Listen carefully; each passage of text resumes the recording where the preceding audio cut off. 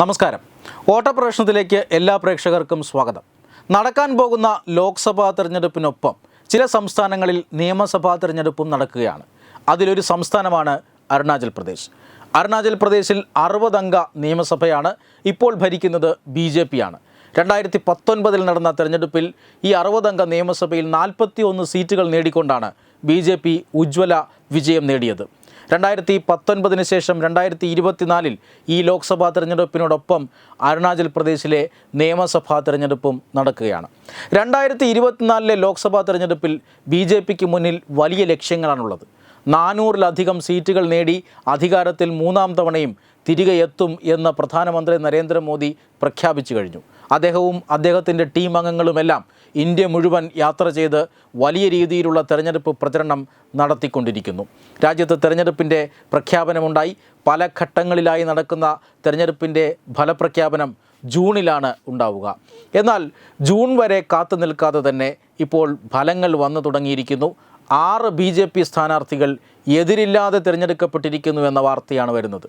അരുണാചൽ പ്രദേശിൽ നിന്നും 6 നിയമസഭാ മണ്ഡലങ്ങളിലേക്ക് മത്സരിക്കാനായി നാമനിർദ്ദേശ പത്രിക നൽകിയിരുന്ന 6 BJP സ്ഥാനാർത്ഥികളാണ് ഇപ്പോൾ എതിരില്ലാതെ തിരഞ്ഞെടുത്തിരിക്കുന്നത്.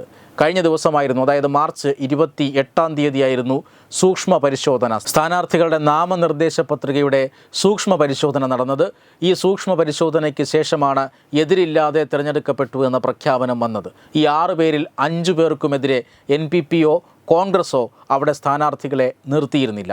ഒരാൾക്കെതിരെ നിർത്തിയിരുന്ന സ്ഥാനാർത്ഥിയുടെ പത്രിക തള്ളിപ്പോവുകയും ചെയ്തു. അങ്ങനെയാണ് 6 BJP സ്ഥാനാർത്ഥികൾ എതിരില്ലാതെ അരുണാചൽ പ്രദേശിൽ വിജയിച്ചിരിക്കുന്നത്. തീർച്ചയായും BJPക്ക് അനുകൂലമായ ഒരു വലിയ രാഷ്ട്രീയ തരംഗം തന്നെയാണ് വടക്ക് കിഴക്കൻ സംസ്ഥാനമായ അരുണാചൽ പ്രദേശിൽ നിലനിൽക്കുന്നത്. 2 ലോക്സഭാ സീറ്റുകളിലേക്കും 60 നിയമസഭാ മണ്ഡലങ്ങളിലേക്കുമാണ് ഇപ്പോൾ വരാൻ പോകുന്ന തെരഞ്ഞെടുപ്പിൽ ജനവിധി ഉണ്ടാവുക.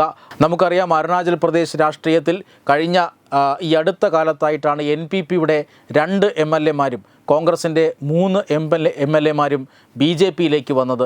ആ രീതിയിൽ പ്രതിപക്ഷം ഒന്നടങ്കം BJPയിലേക്ക് വരുന്ന ഒരു കാഴ്ചയാണ് മറ്റ് സംസ്ഥാനങ്ങളിലെ പോലെ തന്നെ അരുണാചൽ പ്രദേശിലും വടക്ക് കിഴക്കൻ സംസ്ഥാനമായ അരുണാചൽ പ്രദേശിലും നമുക്ക് കാണാൻ സാധിക്കുന്നത്. കേന്ദ്ര സർക്കാരിൻ്റെ വികസന പദ്ധതികൾ, വടക്ക് കിഴക്കൻ സംസ്ഥാനങ്ങളോടുള്ള പ്രധാനമന്ത്രിയുടെ കരുതൽ, ഒപ്പം ചൈനയെ വരച്ച വരയിൽ നിർത്താനുള്ള കേന്ദ്ര സർക്കാരിൻ്റെ അല്ലെങ്കിൽ മോദി സർക്കാരിൻ്റെ കഴിവ്, ഇതെല്ലാം തന്നെയാണ് അവിടെ ഒരു രാഷ്ട്രീയ വിഷയമാവുന്നത്. ലോക്സഭാ തെരഞ്ഞെടുപ്പിനോടൊപ്പം തന്നെ നിയമസഭാ തെരഞ്ഞെടുപ്പ് നടക്കുമ്പോൾ ഇത്തവണ അരുണാചൽ പ്രദേശിൽ വലിയ രാഷ്ട്രീയ വിജയം തന്നെ BJPക്ക് ഉണ്ടാകും എന്നാണ് കരുതപ്പെടുന്നത്.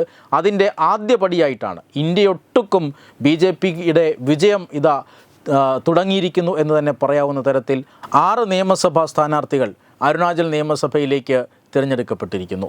വെബ് ഡെസ്ക് തത്വമൈ ന്യൂസ്.